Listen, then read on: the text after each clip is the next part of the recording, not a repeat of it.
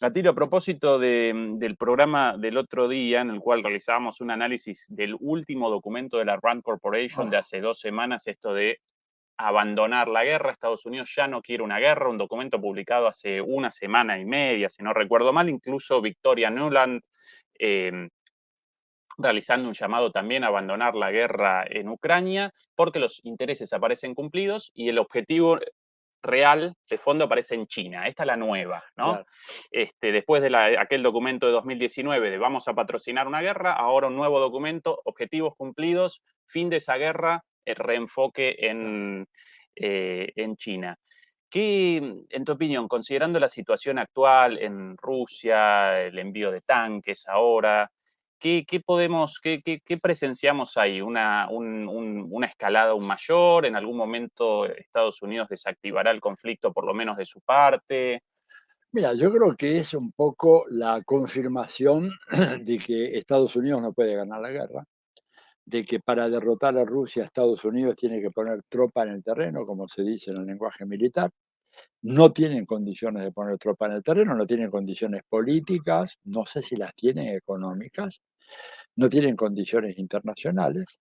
Le han dado una ayuda enorme, enorme. La ayuda militar que le dieron a Ucrania ha sido realmente extraordinaria, ¿verdad? Y pese a eso, evidentemente que Rusia se ha apoderado de una parte, 16% del territorio ucraniano. Creo que están escuchando lo que dijo Kissinger hace 6 meses, un viejo zorro de la política internacional, que dijo, mira, acá lo que hay que hacer es un acuerdo de paz, reconocer esta región que Putin ha tomado, que además históricamente fue siempre de Rusia, no es que tomó un territorio, Sí, sí. eh, tomó un territorio que históricamente fue de Rusia. Yo agregaría lo que dijo Solzhenitsyn, perdón, lo que dijo Kissinger, lo que dijo Solzhenitsyn, que cuando cae la Unión Soviética en el año 92, Solzhenitsyn, que no era prosoviético, todo lo contrario, dice, bueno, ahora que hay un gobierno postsoviético, tiene que lograr la devolución de las tierras que irresponsablemente Khrushchev entregó a Ucrania, ¿verdad? Con todo el territorio del Donbass, llegando hasta Odessa. Dice, eso fue Odessa, la inventó Catalina la Grande. Fue la fundadora la que contrató a los arquitectos, los urbanistas. ¿Cómo es que se lo vamos a regalar a Ucrania? Y creo que Kissinger va en esa línea. Y estos bandidos, porque la RAND y todo este grupo son grupos de bandidos irresponsables, se han dado cuenta de que Ucrania no puede, que los europeos fieles a su tradición están mirando a los otros lados, ¿verdad? Porque como dijo Boaventura de Sousa hace poco en un artículo, dice, Europa ha estado en guerra entre sí durante más de 2000 años. Es decir, hablar de la solidaridad europea ha sido un pequeño intervalo, una larga, milenaria historia de guerra. Fíjate que ahora Polonia quiere apoderarse de una parte del territorio ucraniano, diciendo vamos a ayudar, pero este territorio que ahora tiene Ucrania en realidad siempre fue polaco, se habla polaco, quieren la bandera polaca, lo queremos de vuelta. Entonces, ante eso, Nuland y la RAND Corporation, ¿qué dicen?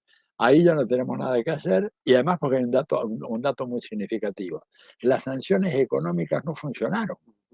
Ezequiel, es el problema grave. Ellos pensaban que con las sanciones económicas Rusia se desplomaría. ¿Qué pasa? Hoy en día el rublo se valorizó en 18% en relación al euro y 8% en relación al dólar.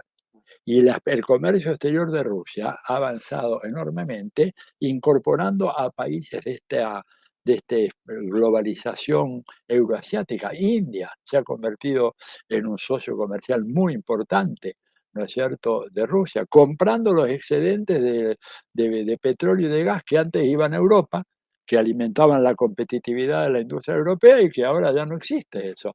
Y se vienen para la India. O sea que cuando uno mira el diagnóstico, redondeo en esto, la RAND y los expertos norteamericanos pensaban que Rusia no iba a tolerar, ¿no es cierto?, las sanciones económicas y que se iba a desplomar.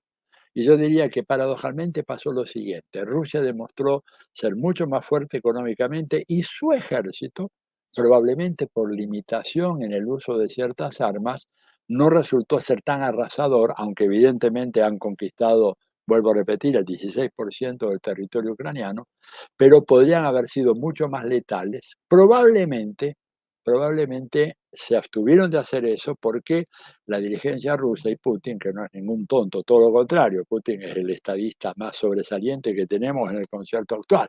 Cuando uno compara a Putin con Biden, con el del Reino Unido, que ni siquiera me acuerdo el nombre, pero que Rishi siempre Sunak. es claro, simplemente es un corredor de bolsa, o sea, no tiene la menor trascendencia, o con mismo Macron, o con O Scholz en Alemania. Scholz en Alemania, te das cuenta que hay una diferencia de estatura gigantesca, ¿verdad?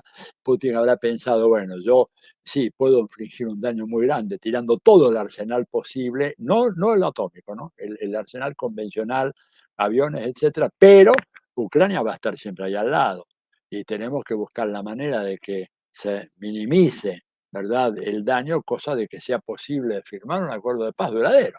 Yo supongo que es por eso, ¿eh? Que, Sí, pero lo que sí se demostró es que la economía rusa no era tan vulnerable y que no era que se iba a desplomar cuando vinieran las sanciones de los Estados Unidos. Y esto creo que entonces hace que Nuland diga, bueno, vamos al objetivo final, que es el más importante, que esto lo demuestran todos los documentos oficiales del gobierno americano, que es China. Y ahí se van a encontrar también con una sorpresa. La primera de los cuales la proliferación de globos chinos volando sobre el territorio de Estados Unidos, que produjo una histeria colectiva, me dicen algunos amigos de Estados Unidos, una histeria colectiva impresionante. Está todo el mundo viendo, digo todo el mundo, el establishment militar, viendo a ver si aparece algún nuevo globo, vaya a saber qué tiene, qué hace, si es un globo meteorológico o si es una bomba de armas bioquímicas, bacteriológicas. Están la histeria, que es una conducta a la cual la población americana es muy, muy adicta a ella, muy afecta a ella,